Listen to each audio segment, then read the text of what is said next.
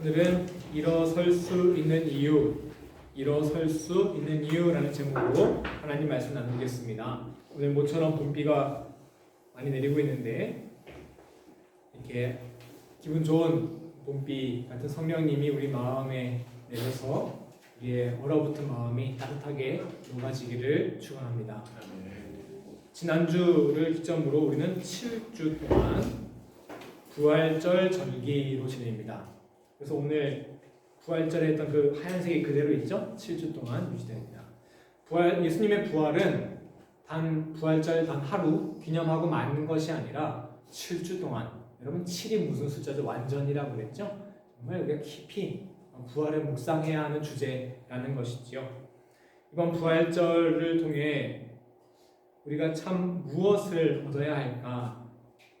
우리 다솜 성도님이 기도해 주셨는데 참 요즘 뉴스를 보면 눈물이 나더라고요. 참 어쩜 이렇게 세계 전쟁도 그렇고 여러 가지 일로 말이죠. 억울한 문제도 참 많고 어떻게 우리가 이 부활절 이런 세상에서 부활의 의미를 되새기고 살아갈까? 그리스도인으로서 부활을 믿으며 살아간다는 것은 무슨 의미일까? 참 요즘 세상이 더 험하기 때문에 더 찾기 어려웠지만 제 마음에 얻어진 결론은 그럼에도 불구하고 불안해하지 않고 하나님이 주시는 평안함을 얻고 살아가는 것입니다. 잠시만요.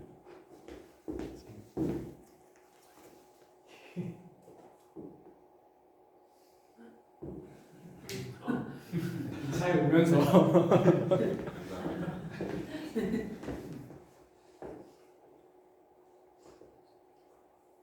평강까지 했죠. 평강을 우리가 누리며 살아가는 것입니다. 우리가 왜 편안하지 못할까요? 평안의 반대는 불안일 것입니다. 우리는 왜 불안합니까? 미래를 알지 못하기 때문입니다.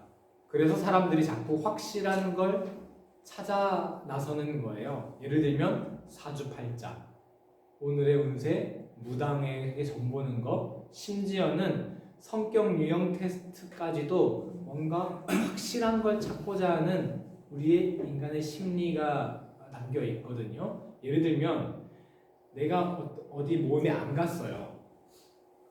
그러면 거기에 이유로 나의 어떤 이유를 찾는 게 아니라 나는 그걸 안 갈 수밖에 없었어. 왜? 나는 아이니까. 내가 할 수 있는 게 아니라 뭔가 확실한 걸 찾는 거예요. 이거 할 수밖에 없어 나는. 이런 식으로 말이죠. 현대에서 가장 미래의 안정적인 삶을 보장하는 수단은 역시 돈입니다. 그래서 돈을 지나치게 추구하는 것과 무당에게 점을 보러 가는 행동은 심리적으로 같은 원인이라고 볼 수 있습니다. 그래서 여러분 오히려 재밌는 게 진짜 부자들이 오히려 무당 더 믿는 거 여러분 우리가 많이 보죠.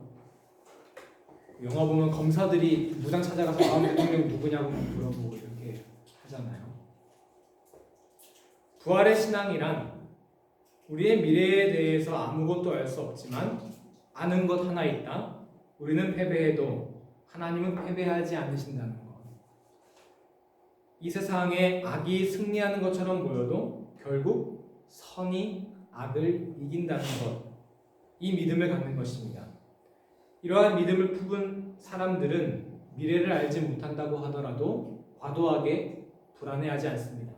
이 세상에 자꾸 악이 선을 이기는 것 같이 보인다 하더라도 눈물 흘리지 않습니다.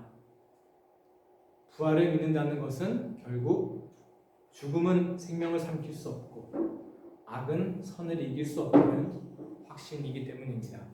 그래서 우리는 눈앞에 펼쳐지는 여러 가지 불의와 악을 보더라도 선한 방향으로 하나님의 뜻대로 뚜벅뚜벅 걸어나갈 수 있는 것이지요. 왜? 마지막에 부활이 있다는 것을 알기 때문입니다.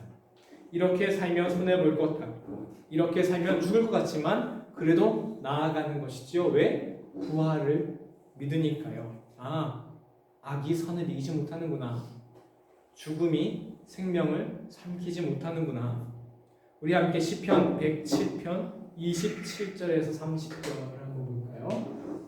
우리 27절부터 우리 이찬현 집사님부터 한 절 이렇게 뒤로 이렇게 동그랗게 한번 읽어보세요.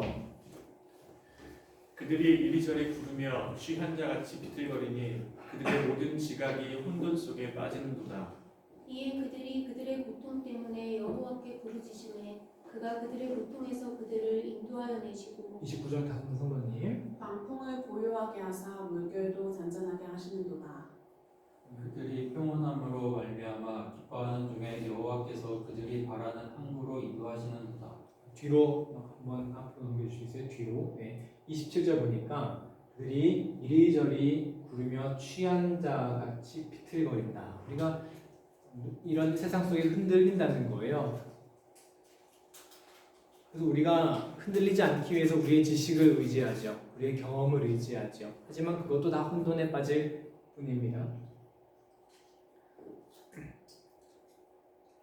우리의 삶은 폭풍우를 만난 배같이 내가 지금 이게 어디로 떠내려가고 있는지, 혹은 이 폭풍우가 끝날 때까지 살아남을 수는 있는지 불확실한 상태로 내몰리곤 합니다.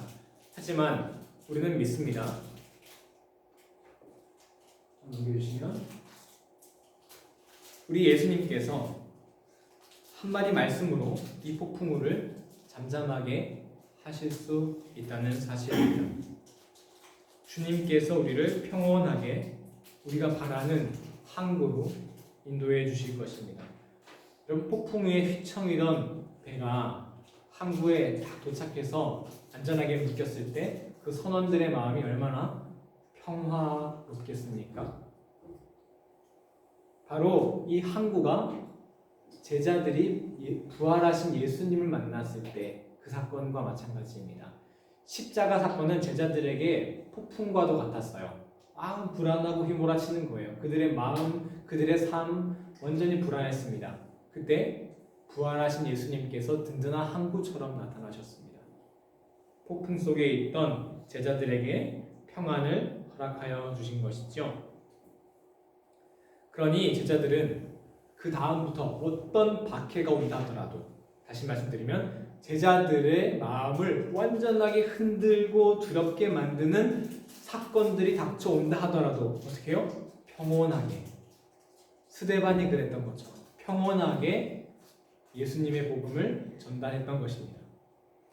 오늘 본문인 사도행전 3장의 본문은 바로 이 부활의 경험이 얼마나 능력 있는지, 베드로가 예수님의 그 부활을 경험하고 나서 얼마나 마음에 평화가 넘쳤는지를 알 수 있는 대목인데요.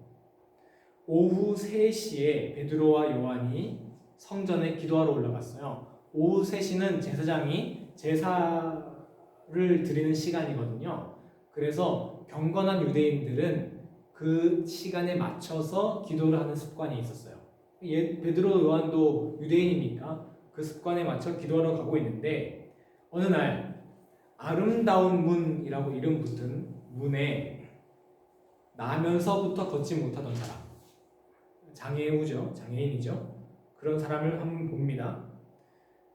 사람들이 이 걷지 못하는 사람을 어떻게 데리고 왔냐면 메고 왔다라고 표현을 해요. 여기서 구걸이라도 하라는 거죠. 이게 메고 왔다라는 표현은 우리가 미루어 짐작할 수 있는 것으로, 이 사람은 혼자 힘으로는 아무것도 못하는 무기력한 상태를 의미합니다. 즉 미래에 대한 소망을 완전히 잃은 사람을 의미한다고 할 수 있겠죠. 그리고 사도행전 4장 22절에 보면은 이 사람의 나이가 40살이라고 말합니다. 숫자 40은 성경에서 광야, 고생길을 의미하는 것이죠. 그러니 이 사람은 인생을 정말 험난한 인생을 살아왔고 미래에 대한 소망이 없는 상태를 의미합니다. 여러분, 그러면 지금 이 장애인이 앉아있는 그 장면을 상상해 보세요. 이 장애인이 어디에 앉아 있습니까? 문 앞에 앉아있는데 그 문 이름이 뭐예요? 아름다운 문 앞에 앉아있어요. 얼마나 문이 아름다웠으면 이름이 아름다운 문이에요? 그 정말 아름다운 문 앞에 앉아 있는 소망이 없고 험난한 인생을 살아온 어떤 나그네. 너무나 그 풍경이 대조되지 않으세요? 여러분, 이 장면이 저는 참 마치 이 화려하고 풍요로운 현대 사회를 살아가지만 꿈과 희망을 잃은 요즘 젊은이들의 삶을 보는 것 같더라고요. 그 완전 대비되는 모습 말이죠. 여러분, 이 세상은 너무나 눈부시게 발전하고 풍요 때문에 목구멍으로 막 음식이 넘어올 지경인데, 쪽방촌에 사는 세 모녀가 건강보험비를 내지 못해서 함께 세상을 등졌다고 하지 않습니까? 그런데 아이러니하게도 이 쪽방촌들은 다 항상 어디에 있습니까? 서울역 롯데호텔 바로 뒤에 쪽방촌이 있고요. 가장 으리으리한 호텔 뒤에 다 쪽방촌이 있습니다. 성경에 이 나면서부터 걷지 못한 사람을 보면 우리는 무엇을 읽어야 합니까? 오늘날 도시의 화려한 불빛 뒤에서 소외받고 있는 쪽방촌 사람들을 봐야 합니다. 이 사람은 성전으로 들어가려고 하는 베드로와 요한을 보고 구걸을 했습니다. 그 베드로와 요한의 반응을 한번 살펴볼까요? 사도행전 3장 4절입니다. 남겨주시면 있을까요? 네. 예람이가 친형제보다 더 착착착착 하죠. 이거 볼 텐데. 큰일 났네. 라는 거 아닌지 모르겠어요. 함께 읽어볼까요? 시작. 베드로가 요한과 더불어 주목하여 이르되 우리를 누가 아니. 눈과 눈이 마주쳤습니다. 여러분,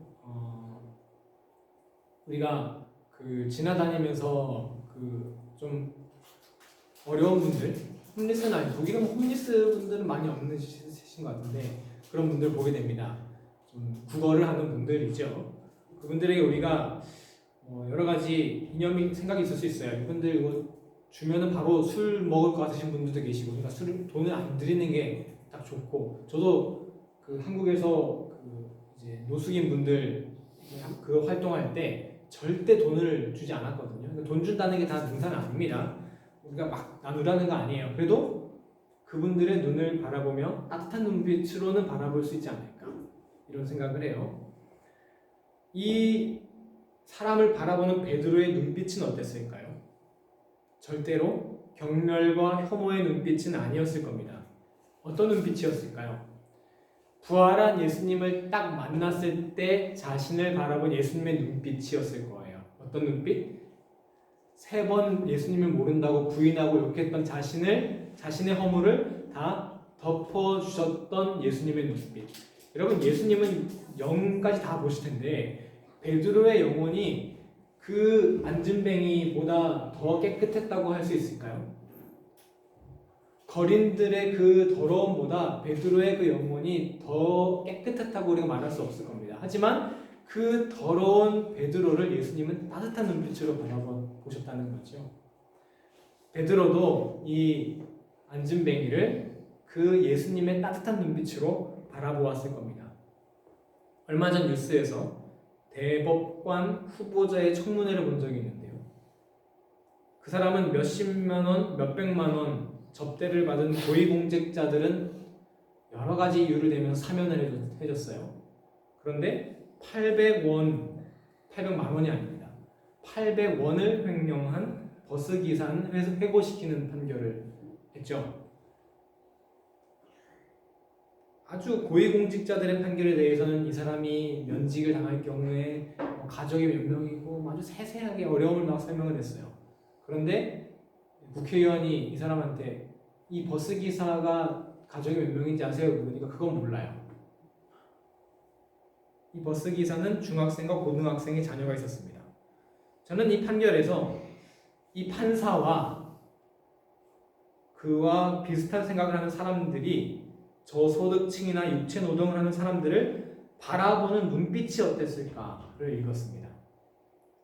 경멸과 혐오의 눈빛이었습니다. 성전을 오고 가는 수많은 사람들이 이 안진뱅이를 보며 그 눈빛으로 바라보지 않았겠어요? 하지만 베드로의 눈빛은 달랐습니다. 세상 그 어떤 눈빛보다 더 따뜻했겠죠. 베드로는 십자가 사건 이후에 주저앉아 있었던 그 자신의 모습을 아마 그 안진뱅이를 통해 보았을 겁니다.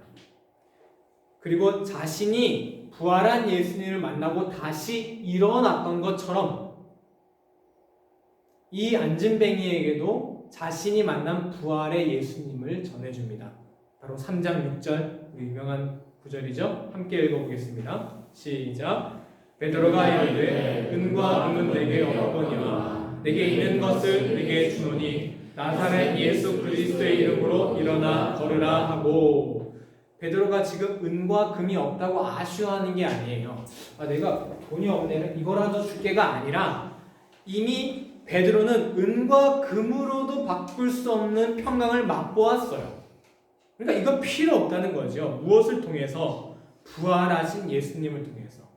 죽음을 이기시고 이 세상의 죄와 악에 대해 승리하신 예수님의 부활을 통해서 평강을 맛보았기 때문에 내가 이것을 주노라. 은과 금은 내게 없지만 내게 있는 것을 내게 주노니 나사렛 예수 그리스도의 이름으로 일어나 걸어라. 이 말은 베드로가 걷지 못하는 이 안진뱅이에게 한 말이지만 사실은 스스로에 대한 간증이자 고백이기도 했었습니다. 왜? 은과 금이 없어서 불안한 그 인생, 주저앉은 인생, 그 인생이 바로 베드로 자신이었기 때문이에요. 하지만 나사렛 예수 그리스도를 통해서 그는 일어설 수 있었습니다.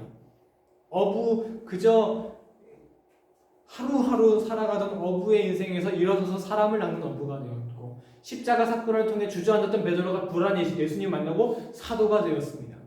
참된 평안을 얻었습니다. 베드로는 예수님을 통해 이 땅에서 다시 일어설 수 있었던 것입니다. 그래서 베드로는요 3장에 이어서 4장에서는 사람들을 모아놓고 설교를 합니다. 수많은 사람들 앞에서 이렇게 설교하죠. 사도행전 4장 12절을 한번 보겠습니다. 함께 읽어보겠습니다. 시작. 다른 이로서는 구원을 받을 수 없나니 천하 사람 중에 구원을 받을 만한 다른 이름을 우리에게 주신 일이 없음이라 하였더라. 우리는 이 베드로의 설교가 어떤 맥락에서 나왔는지를 알고 읽어야 합니다. 베드로가 무슨 직통 계시를 받아서 까랑까랑 받아가 교리를 그냥 딱딱한 교리를 설파한 것이 아닙니다. 자신의 경험, 자신의 삶에 대한 그 자체에 대한 고백이에요. 어떤 고백? 베드로는 도저히 난 십자가 그 사건 이후로 주저앉아서 살 수가 없었어요. 그런데 내가 다시 일어설 수 있었던 그 유일한 이유, 그거는 내가 많은 돈을 취했기 때문도 아니고 무슨 다른 명예를 획득했기 때문도 아니고 나사렛 예수 그리스도 때문에 내가 다시 일어설 수 있었어. 천하 만국, 만민 어떤 것도 나를 일으킬 수 없었지만 오직 나사렛 예수 그리스도가 나를 일으켰어. 이런 맥락에서 나온 설교라는 것을 우리가 깨달아야 합니다. 우리는 오늘날 이 고백을 잃어버린 것 같습니다. 다른 이로서는 구원을 받을 수 없나니 천하 사람 중에 구원을 받을 만한 다른 이름을 우리에게 주신 일이 없음이라. 이 베드로의 고백이 나의 고백이 되어야 됩니다. 그런데 무슨 말이냐면 여러분 이 성경 구절이요 그냥 딱딱한 교리가 되어버렸다는 거예요. 왜 이슬람교 가면 안 돼? 불교 있는 사람 다 지옥 가? 라고 하는 하기 위해 다른 사람을 정죄하고 판단하기 위해 사용하는 그냥 교리로만 이 고백을 사용하고 있지. 나는 예수님으로만 나는 일어설 수 있구나. 다른 것으로는 난 참된 평강을 얻을 수 없구나. 예수님만이 나를 일어세울 수 있고 예수님을 통해서만 나는 평강을 얻을 수 있습니다. 라는 고백으로 이게 사용이 안 된다는 거예요.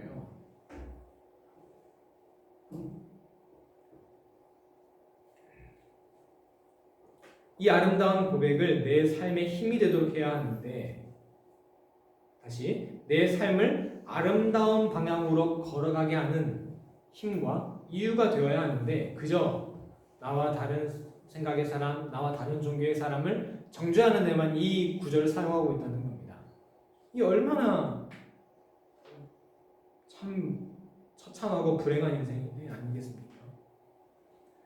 내 안에 예수 그리스도의 이름이 참된 소망의 근거가 되었을 때, 다시 말해서 이 베드로의 고백이 나의 고백이 되었을 때, 다른 이름으로 난 절대 구원받을 수 없어, 예수님의 이름으로만 나는 설 수 있어 라는 고백이 나의 고백이 됐을 때, 우리는 서로 주저앉아 있는 이웃을 일으킬 수 있습니다.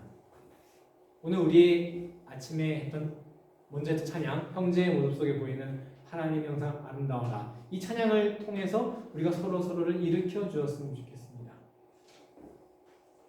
언제요? 내 안에 예수 그리스도의 평강이 참된 힘이 되었을 때, 그때 내가 다른 사람을, 주저앉은 사람을 일으킬 수 있습니다. 누구처럼? 베드로처럼. 베드로는 오늘 이 못 걷는 자에게 예수 그리스도의 이름으로 일어나 걸으시오 라고 한 다음에 어떻게 했는지 보세요. 그 말을 하는 동시에 3장 7절입니다. 읽어볼까요? 시작. 오른손을 잡아 일으키니 발과 발목이 곧 힘을 얻고. 손을 어떻게 해요? 손을 잡았대요. 따뜻한 눈빛으로 바라보며 손을 잡았습니다. 여러분, 예수님을 통해 삶의 소망을 얻은 사람이 누군가 주저앉은 사람에게 손을 뻗어 그의 손을 잡으면 그 사람을 일으킬 수 있습니다. 여러분, 800원 횡령을 하여서 그거 믹스커피 자판기 몇 개 뽑아 먹으려고 그거 이렇게 썼다고 하는 거죠. 그 기소당한 버스 기사에게 판사는 손을 뻗어줄 수 있었습니다. 하지만 그 판사는 손을 뻗을 수가 없었어요. 그리고 그 사람은 경멸과 혐오의 시선으로 바라봤겠죠. 왜? 그의 삶에 예수님이 없었기 때문입니다. 그 사람이 다른 이름으로 구원을 받을 수 없나니 천하 만민 위에 예수 말고 다른 이름을 주신 이가 없다라고 고백을 할 수 있겠습니까? 그 사람이? 그 사람은 은과 금으로 자기가 세상을 살고 있다고 생각하지 않겠습니까? 우리 예수님은 열병에 걸린 베드로의 장모를 고쳤는데요.